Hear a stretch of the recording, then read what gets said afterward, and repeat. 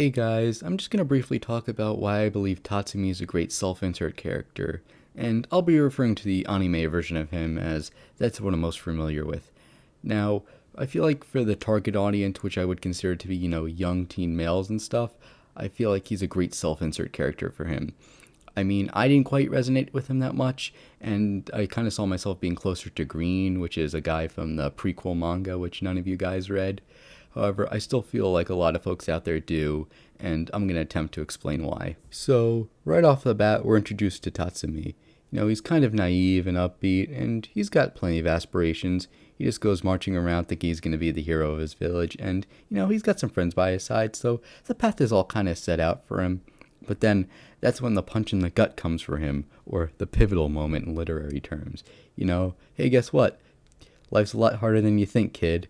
In fact, it's so hard that it was a miracle that he actually survived. Just by freakish luck, he ended up living to see another day and being taken in by Night Raid. So I'd say this is the realization of how much you don't know about life, and the target audience experiences this generally around that time, and it kind of varies depending on how coddled you were. But mainly, it drives the point home that when you venture out into the world, you end up biting off a lot more than you can chew. And the first episode also reveals Tatsumi's morality. Yeah, he's not quite virtuous, I'd say, but he generally acts in good faith. And this is most like the viewers, I'd say, because true virtue is quite rare, and that's why it's celebrated so much. However, generally most people, including most viewers, generally still hope to do the right thing, so Tatsumi kind of falls in that boat. And I can tell that he's not virtuous because he takes the easy route of getting revenge on that girl who killed his friends. But not only that, he's the one who volunteered to do it. He could have just let Akame quickly do it, but no, he had to be the one to do it. He wanted to slake his first for vengeance, and it was a child no less, someone who was just raised on the wrong path. And that's pretty understandable. I mean, almost everybody kind of has a dark side, and so does he. And we reveal both sides and stuff. Like, initially he slays the dragon and or whatever danger beast that thing was, and saves the two travelers and stuff. But later on in the episode, we also see his dark side. So kind of both sides show a well fleshed out character. So even though he's self-insert and stuff, he's not just one-dimensional. Now is the team, which all prompt him to grow and thrive. This is very similar to the viewer circumstances, as they are often put into an environment that should, to varying degrees of success obviously, help them grow.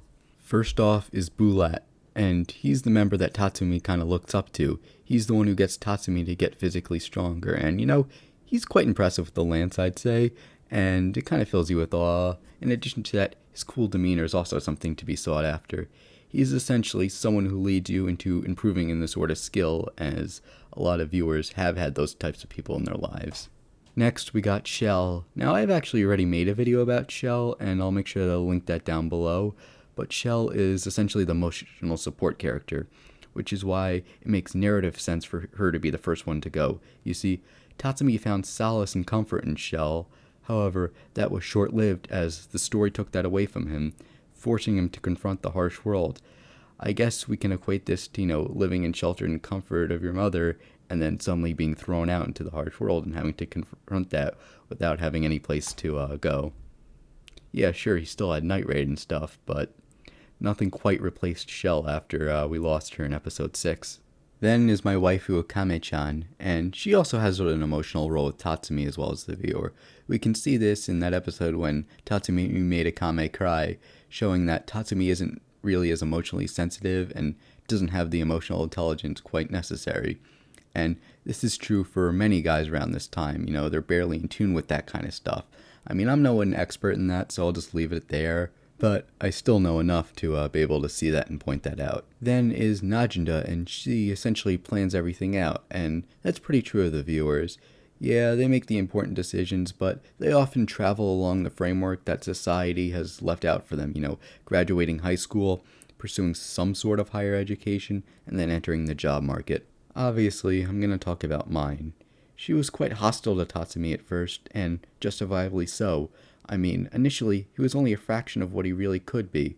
However, he ended up getting his shit together and eventually won her over. Now, the character of mine symbolizes a long-term goal, because Tatsumi and mine want to live a nice, happy life together, so that's, way in the future. However, in the anime, mine ends up dying, and this shows losing something that you worked so hard for. All those hours, all the effort just down the drain. And even worse, Tatsumi had to watch it happening right before him, right in front of him. All his efforts, all their efforts just faded away, just like that.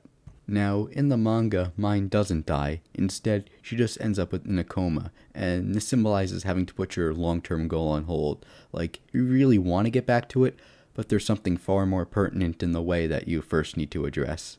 Now, onto the topic of Seiryu. She is meant to represent something that happens later on in life, so the young teen audience may not really quite resonate with it quite yet, but an older audience definitely would. Now, I don't want to leave you hanging, so I'll just briefly describe it. Essentially, when Tatsumi first meets her, she's nice, cute, and sweet, but then she ends up being a horrible person as more of her character gets revealed. Not only that, but Tatsumi isn't even aware that, of the monster lurking inside at first. And this, of course, represents getting betrayed by a girl. When you first meet her, she's all nice and sweet, but then she might file for divorce, take all your kids away, and take all your money away. And when you think about it, that is the ultimate backstab. I mean, she seemed so nice and sweet so first, like she could never do that, but then there you are, with having so much taken away from you. I could also see Takahiro writing Seiryu as kind of like a warning to tread very carefully, but I feel like that'd just be looking way too much into it. Finally is Tatsumi's death in the anime. He died as a hero. Now, I'm not sure that a lot of the target audience would really just sacrifice themselves for a bunch of strangers, let's be honest here. However, a lot of the target audience still would want to be the hero and save the day. This shows our good faith side manifesting itself. Now, despite not being virtuous people, there is still a strong desire in us to do good.